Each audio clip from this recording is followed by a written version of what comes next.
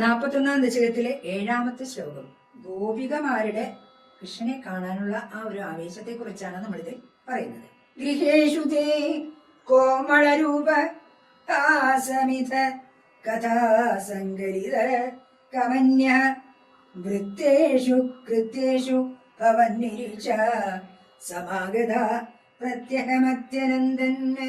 പ്രമോദസാന്ദ്രമായ അമ്പാടിയിൽ സുന്ദരികളായ ഗോപസ്ത്രീകൾ വീട്ടിൽ ആവശ്യം വേണ്ട ജോലികൾ ചെയ്യുമ്പോൾ അവർ പരസ്പരം പറയുന്നത് കൃഷ്ണന്റെ കോമള രൂപത്തെയും ചിരിയെയും ഒക്കെയാണ്.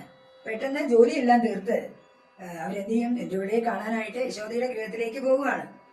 അവിടെ പോയി ഭഗവാനെ കാണുകയും കണ്ണനെ തൊടുകയും ഒക്കെ ഉള്ള കാര്യങ്ങള് ചെയ്തുകൊണ്ട് സന്തോഷമായി ഇരിക്കുകയാണ് നമ്മുടെ ഗോപസ്ത്രീകൾ. ഗൃഹേഷു തേ കോമളരൂപ ഹാസമിത കഥാ സങ്കരിതാ കമന്യ വൃത്തേഷു കൃത്യേഷു ഭവന്നിരിച്ച സമാഗത പ്രത്യഹമത്യനന്ദൻ.